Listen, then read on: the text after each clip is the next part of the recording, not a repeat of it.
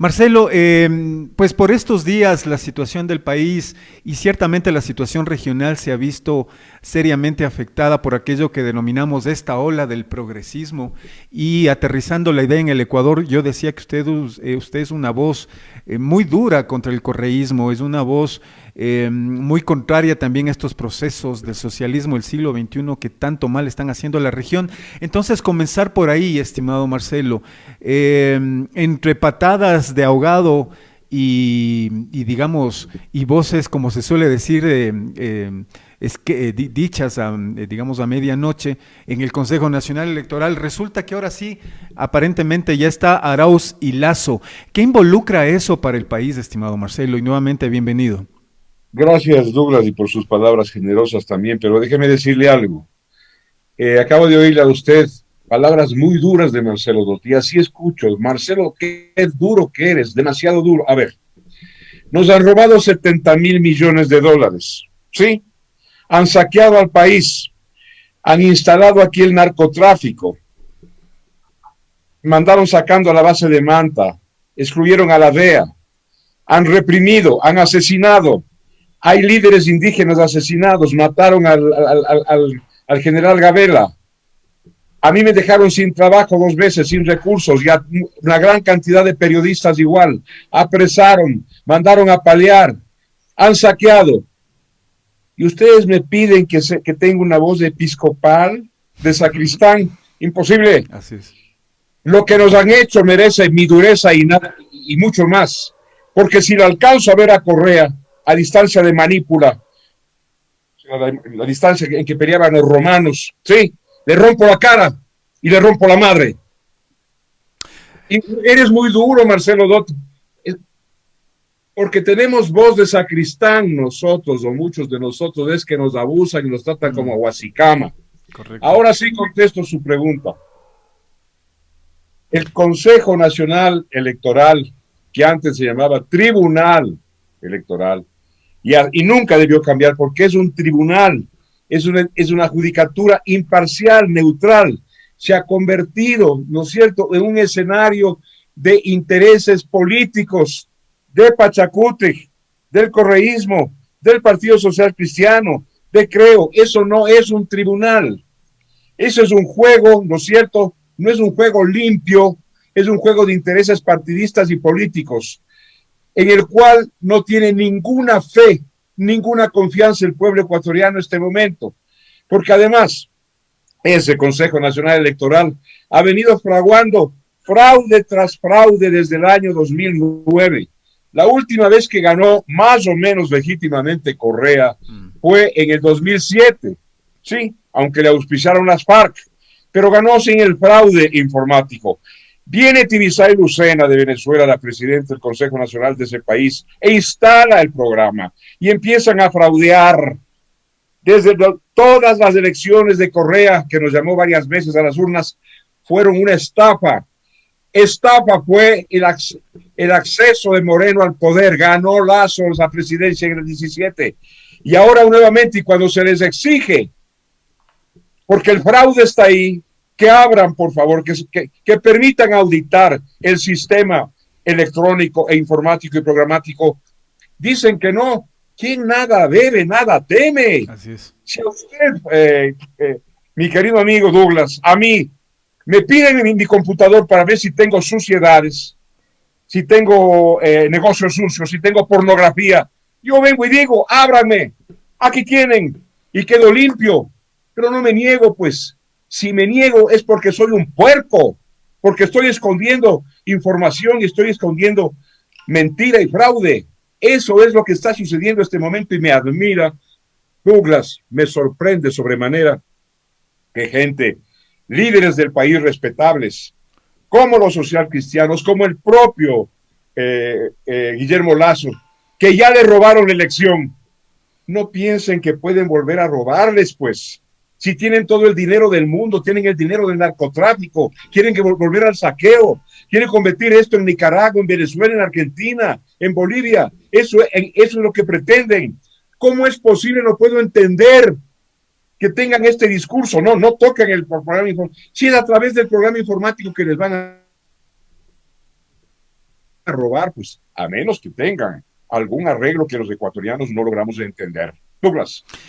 Marcelo, yo celebro totalmente su frontalidad, estamos totalmente de acuerdo con eso, pero llama profundamente la atención, estimado Marcelo, que este país mayoritariamente, y eso lo demuestran las votaciones, tienden hacia el progresismo. O sea, la gente no ha aprendido un caso tan cercano y tan patético y tan triste como el Venezuela.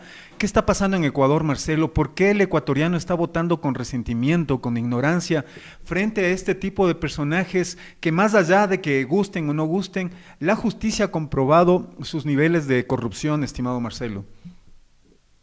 Primero, tengo que referirme al término progresismo o progresista.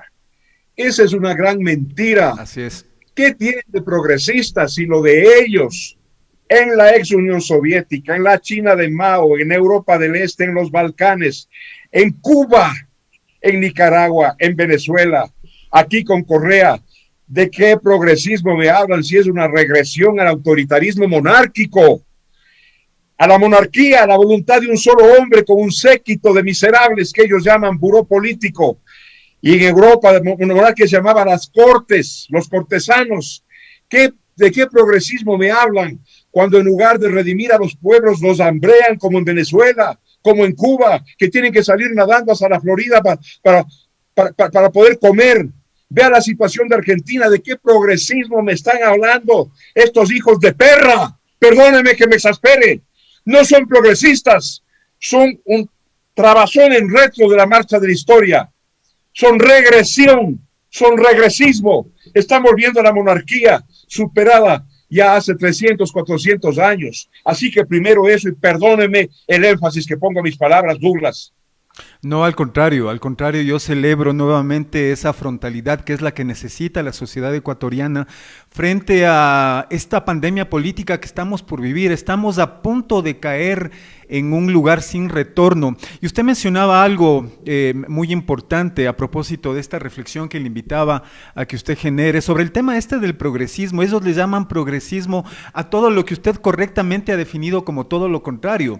Sin embargo, Arauz, Correa, ligados, por ejemplo, a los planes del Foro de San Pablo, hoy Grupo de Puebla, la gente no sabe eso. Y nosotros recién puntualizábamos días atrás cuáles son los planes que tiene este progresismo latinoamericano de violencia, de destrucción de la familia, de los valores de la familia, etcétera, etcétera, etcétera. Y eso es muy grave. Y nuevamente insisto, Marcelo, ¿por qué el país vive este sonambulismo intelectual y sobre todo esta incapacidad de reaccionar a un peligro gigantesco que estamos viviendo y que obedece y se entiende su enorme indignación, Marcelo? Douglas, porque el poder ideológico, que es un poder mental, es un poder persuasivo, inductivo al error. Déjeme ponerle dos ejemplos. El pueblo más culto y sensible de Europa fue timado, pues, fue confundido por una doctrina ideológica, el nazismo. El pueblo alemán, como borrego, creó y fue directo hacia la Segunda Guerra Mundial, hacia el sacrificio de los judíos. Pueblo culto, sensible, han hecho historia, filosofía, música, ciencia. Pueblo culto porque el poder de la ideología es un poder enorme. Le pongo otro ejemplo en mi historia. Utópico, el cristianismo. Todo el mundo era cristiano, se santiguaba, iba a misa, se confesaba con los curas de hediondos, malolientes de Saumerio y Abiaterio, ¿no es cierto? Mientras la Santa Inquisición asesinaba a millones de seres humanos en la hoguera. El poder de las utopías, de las ideologías, es un poder de droga, es un narcótico. La gente puede estar sintiendo hambre, necesidad, represión, ensangrentándola como ahora en las cárceles, porque son el narcotráfico perpetrado por Correa, que la gente, no, soy de izquierda, soy progresista. ¿Qué pasa? El poder monstruoso que tiene una doctrina y una ideología cuando se utiliza la propaganda para meterle en la cabeza a la humanidad. Le puedo poner N ejemplos más del poder enorme que tiene la inducción ideológica. Es impresionante la situación que está viviendo el país. Ya hemos visto la ineficacia, estimado Marcelo, de este Consejo Nacional Electoral, que a mi manera de ver ha servido la mesa justamente para garantizar la candidatura de Arauz. Ciertamente y de alguna otra manera haciendo una mirada al socialismo amable, que curiosamente mencionaba Yacu Pérez, y que usted magistralmente en un video que se hizo viral desnudó realmente esta falsa idea de que existe una izquierda buena, una izquierda decente, y eso también es una falacia que viene de la misma manera que se define esta progresía. Douglas, qué oportuna e inteligente su pregunta. Estos se justifican y dicen, no, es que Correa no es socialista. No, no, no, es que Ortega no es socialista. Los Kirchner no son socialistas. No, no, no, el socialismo es otra cosa. Yo vuelvo a repetir lo que siempre pido. Denme un solo ejemplo en la historia mundial del siglo XX y XXI, en donde el socialismo de Mao, de Lenin, de Stalin, de Ceausescu, de Milosevic, de Castro, de Ortega, de los Kirchner, de Correa, de Evo Morales, no haya sido una entidad saqueadora, una entidad represiva, sangrienta, ladrona, sin principios, destructora de los valores morales y los principios más caros para la especie humana. Deme un solo ejemplo, uno solo. Todos, absolutamente todos, son un fracaso y un fiasco. Vea usted lo del doctor Allende. Chile se moría de hambre entre el 70 y el 73. Chile tuvo que levantarse a golpear las puertas de los cuarteles. Vea usted cualquier otro ejemplo. Ve el de Mujica, un viejo honesto, ciertamente tengo que reconocerlo, pero casi le quiebra al Uruguay, pues. Tuvieron que decirle gracias, Pepe, por tu buena intención, ándate a tu casa a seguir criando tus gallinas en tu Volkswagen de color celeste, gracias, te agradecemos. Y Uruguay está recién resucitando. Es decir, es fracaso tras fracaso, fiasco tras fiasco. Sí, quiebra más quiebra. Y siguen pretendiendo conducir a los pueblos, por lo menos en América Latina. Abramos los ojos. No hay un solo ejemplo de un socialismo en el poder que haya sido un socialismo realmente como ellos dicen o pretenden ser. Todo socialismo es tóxico porque es un fascismo de izquierda, autoritario, sin posibilidad de que el pueblo audite y fiscalice, porque lo reprimen, lo intimidan. El marxismo, socialismo del siglo XXI es un fascismo de izquierda. Por eso con el fascismo de derecha son como siameses, como hermanos gemelos. Son tan parecidos que por eso se odian, se estorban. No hay posibilidad de que sean complementarios porque son igualitos. Estamos en compañía de Marcelo Dotti. Impresionante la frontalidad de quien ahora es mi entrevistado y a quien tengo el orgullo de entrevistar, justamente porque él es de escuela de muchísimos comunicadores que vinimos atrás y que además estamos nadando contracorriente, Marcelo.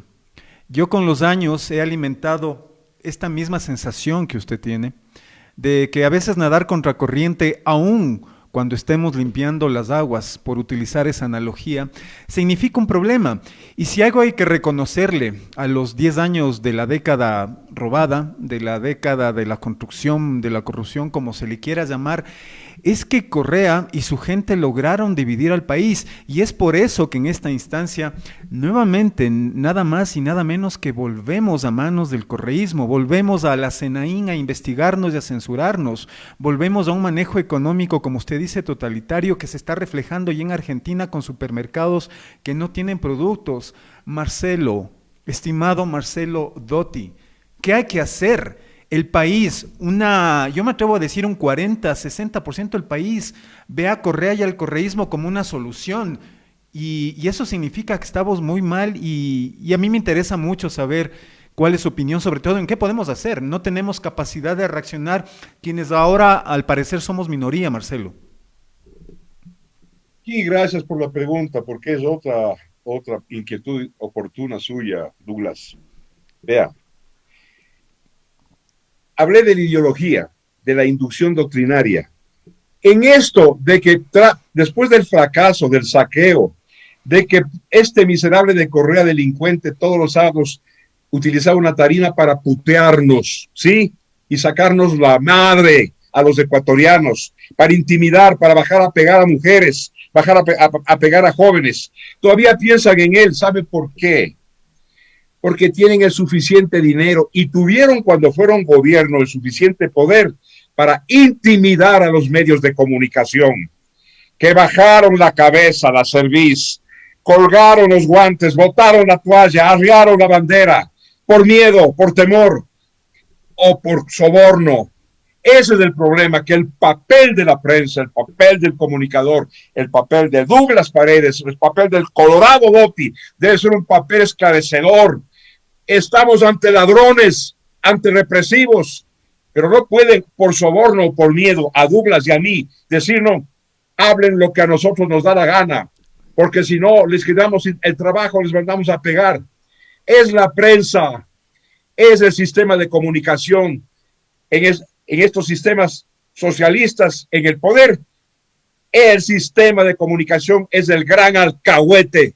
Por eso el pueblo está adormecido, amortiguado y drogado. Wow. Más claro que eso, imposible. Queridos amigos y amigas, tenemos el orgullo de contar con esta voz, autorizada, porque los años lo han puesto a Marcelo Dotti como un hombre de coherencia. Y ciertamente que yo comulgo plenamente con sus palabras, su indignación, Marcelo, porque más allá de lo que aquí digamos y sigamos repitiendo, tenemos que dar la buena batalla, como se suele decir, correcto, a diferentes niveles, porque la persecución que se viene es absoluta. La pregunta puntual es, Lasso no tiene ninguna oportunidad de ganar. Más allá de que veamos en Lasso un posible Macri, ¿no? El caso de Macri podría ser comparable, no sé cuál es su opinión, pero a mi manera de ver yo veo que Lasso no tiene ninguna oportunidad y casi estaríamos ya enfrentando el peligro de esta ola socialista con Arauz. ¿Cuál es su opinión frente a la próxima segunda vuelta tan triste que vamos a vivir los ecuatorianos?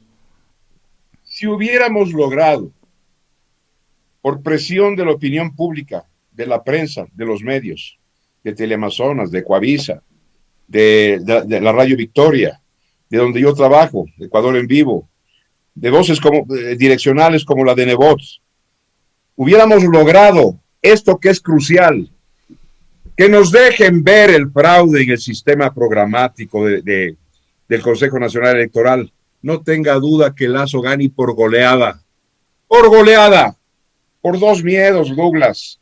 Porque el pueblo ecuatoriano, a pesar de que siente una inclinación hacia la izquierda, es un pueblo que tiene dos miedos, dos temores. El temor a este degenerado, depravado, amenazante de Correa, que es un temor subconsciente, ¿no es cierto? Y un temor a que vuelva a repetirse con este mismo o con la eclosión de los grupos indígenas aislados, exclusivos, excluyentes, que vuelva a repetirse 10, la quema de la Contraloría, octubre del 2019. Hay dos miedos. ¿Qué hace deducir eso? Que si no hay fraude informático, Lasso gana y por goleada, por estos dos miedos, pero probablemente no va a ganar, porque la señora Tamaín tiene ya y se va a lavar las manos. No, yo no he sido. No, yo soy demócrata, ¿sí? Se va a lavar las manos. En la máquina es la informática, ¿sí? Allí está el fraude, porque sin eso, Lasso golea, créamelo. Qué triste también esta situación, ¿no? El fraude nos lo restregan en nuestra cara, Marcelo, en nuestra cara, y a mí me sigue ocupando muchísimo la preocupación de esta capacidad de reacción, sobre todo en el pueblo de Quito, que uno hubiera esperado que por historia, por ejemplo, a diferentes niveles y en diferentes circunstancias, no tengamos esa capacidad de reacción, porque ¿qué es lo que va a pasar con este país? La idea de que nos vamos a convertir en una Ecuavenezuela o Ecuazuela, como se suele decir, es inminente. Y el fraude que usted menciona y que todos lo sabemos, no hacemos nada, y eso es lo más preocupante. ¿Qué esperamos? ¿Que tengamos encañonada una pistola en la cabeza para reaccionar, Marcelo? ¿Qué debe hacer el pueblo ecuatoriano? Gracias, Douglas. Aquí hay dos eventos. Uno que casi nadie ve, y me refiero. ¿Por qué se cayó el corrupto de Bucaram? ¿Por qué se cayó el corrupto y afeminado de Maguad? ¿Por qué se cayó el equivocado políticamente de Lucio Gutiérrez? ¿Sabe por qué? Porque la izquierda, que ahora es poder, era la vanguardia, era la cabeza de playa, era la punta de lanza. Detrás de esta izquierda, que era el pelotón comando, iba la clase media quiteña, ¿sí? Medio dubitativa, pero iba, caminaba. Hoy esa vanguardia, ese pelotón comando, es el poder y está robando y está saqueando. ¿Cómo le pide usted a esa vanguardia que baje otra vez a las calles? Están de lo lindo, pues gozando y saqueando. Sí me estoy explicando, mi querido Douglas. Claro. Sí. Entonces, por eso usted no se sorprenda que no vea gente en las calles, salvo unos 150 valientes y patriotas por ahí por las Chiris, porque la clase media quiteña es un mito, un mito. Quito no sale a protestar si no tiene una vanguardia, y la vanguardia era izquierdista, y la izquierdista ahora está en el poder y está robando. Un análisis nuevamente pertinente, claro, y que obedece a esta inacción social que estamos teniendo. Por una cuestión de sus tiempos, estimado Marcelo, sí me interesa también conocer su opinión respecto de este protagonismo que estuvo buscando y que ciertamente todavía no está pagado de Yacu Pérez a través de Pachacuti, Gloico Arrunari y la CONAIE, la misma que está trabajando en colusión con el Grupo de Puebla, estimado Marcelo, y usted lo sabe, porque detrás del Grupo de Puebla hay muchísimo dinero, hay muchísima inteligencia en el tema de guerra de guerrillas. Entonces, una opinión sobre esto de Yacu. ¿Dónde queda Yacu en esta fórmula? ¿Se va a quedar así tan tranquilo o se va a dar esta hegemonía de las izquierdas para destrozar el país? Vea, Yacu es un hombre decente, un hombre bien intencionado, pero no quiere decir que esté acertado. No quiere decir que tenga el programa que el Ecuador necesita. Él tiene un planteamiento maravilloso, utópico casi, esotérico casi, exportar barriles de agua. Sí. Cuidar la Amazonía. Sí. De acuerdo, muy bien. Pero esos son temas o son objetivos que tendrán validez en el mediano y en el largo plazo. Falta mucho todavía para que la humanidad tenga conciencia sobre el agua y sobre cuidar los pulmones del planeta como la Amazonía. No tiene un programa financiero, económico, inmediato, que es lo que se necesita. Y eso es la prosperidad a través de bajar impuestos, a través de abrir la economía de inversión extranjera directa a la inversión propia, crear empleo, crear seguridad jurídica para que vengan los capitales, importar tecnología gratuitamente para que vengan a afincarse aquí a producir en el Ecuador. Eso no puede pensar ni en eso cree Yacu Pérez, a pesar de que es un hombre decente. Segundo, Yacu representa al 8% de una minoría respetabilísima, la minoría indígena, que tiene un problema histórico.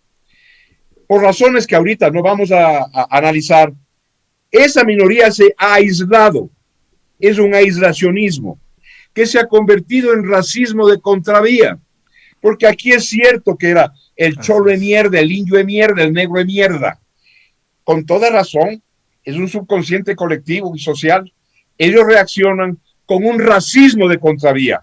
No, nosotros los indios, ustedes blancuzcos, largo de aquí, fuera de aquí.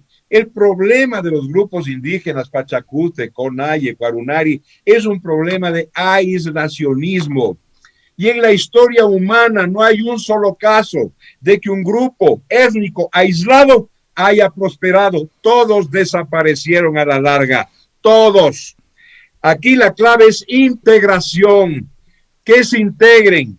Se necesita un enlace, una sintonía entre el poder, entre la clase media, entre los blancuzcos, los mestizos, nosotros y ellos, para tomarles de la mano e integrarles a lo que somos la mayoría. El problema de Yacu es eso, que representa un exclusivismo excluyente, sí, a pesar de ser un hombre decente. Y por ese aislacionismo son fáciles presas del comunismo, el comunismo. Ya verá usted cómo el Yacu en el segunda vuelta y el Pachacute y la Conaya y Cuarunaro van a plegar a Arauz. Sí, Sí, porque claro. les han metido la pequeña burguesía intelectual de aquí, Benjamín Claro, Carrión, toditos claro, estos, que claro. desde el escritorio se inventaban cosas, se inventaron un comunismo agrario de los incas, ¿sí? Sin comunidad. Y entonces no entienden otra cosa que el comunismo, el comunismo.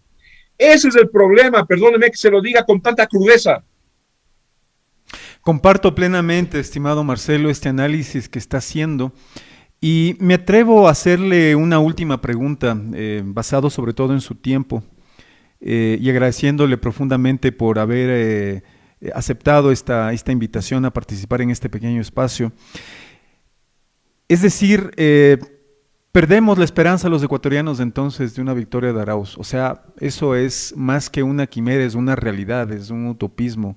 Nos enfrentamos entonces a la amenaza ya directo, a preparar las trincheras para salvar a la patria, para luchar por la patria, por nuestras familias y por nuestros hijos, Marcelo. No hay ninguna esperanza entonces frente a este fraude. Sí hay, sí la hay. Y lamentable y trágicamente esa esperanza radica en que toquemos fondo. El fondo Mm. está aquí. Aquí está el fondo. La cima con ese. Aquí estamos. La superficie está acá arriba. Aquí estamos. Todavía no hemos tocado fondo. Necesita la sociedad ecuatoriana morirse del hambre. Morirse del hambre, no tener trabajo en ninguna parte, no tener para comer, tener que salir a robar, a asaltar y a matar para poder dar de comer a los hijos. Cuando eso suceda, estamos a punto de que suceda, por culpa del socialismo, en ese momento después, porque ya no hay cómo ir más abajo. Después del piso ya es imposible, ni con taladro. La única opción es empezar a subir arriba. Y ahí empieza lo que llamamos explosión social. No le doy la fecha, pero eso va a acontecer. Pero necesitamos tocar fondo, morirnos del hambre. Y Arauz nos lleva hacia eso, hacia morirnos del hambre. Me quedo absolutamente impresionado con su razonamiento, pero impresionado en el buen sentido de la palabra, Marcelo, porque hay que ser frontal y tener la autoridad que usted tiene. Y qué bueno que usted lo diga, porque a veces cuando lo dice uno desde estos espacios es como que le ven muy fanático, pero es diferente cuando un señor como usted pues lo hace. Solo me atrevo entonces, antes de despedirle, estimado Marcelo, a que a través de esta cámara, de este medio, de Facebook Live, de la Radio Victoria, del programa El Ciudadano en la Tierra, usted pueda dirigirse al país, a toda la gente que nos está mirando en este momento, que claro, como usted dice, después de la hora más oscura, la más fría, siempre viene la luz. Es una ley de causa y efecto, Marcelo. Queridos hermanos, fraternos, ecuatorianos, hermanos míos, yo fui soldado, fui militar. 3 años de mi vida estuve yo en escuelas de oficiales del ejército, soñaba con reconquistar el Amazonas.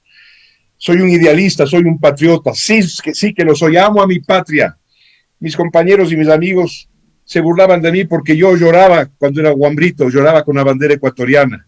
Mm. Les pido, hermanos, a ustedes que no permitamos que nos lleven al abismo, al hambre. Reaccionemos, sobre todo en esta segunda vuelta, y digamos no a Satanás, no al infierno, no al socialismo, no al saqueo, no a la crisis total y absoluta, no a Venezuela. Por Dios, abramos los ojos antes de que sea muy tarde. Yo soy viejo, 77 tengo, ya de estar yo bajo tierra, por favor, abramos los ojos, me preocupa el futuro, mis hijos, mis nietos, hermanos ecuatorianos, abramos los ojos. Marcelo, realmente al punto de llanto le debo decir, a mí me duele también mi país. Estuve a punto de tirar unas lágrimas con sus palabras. Eh, Gracias, Marcelo.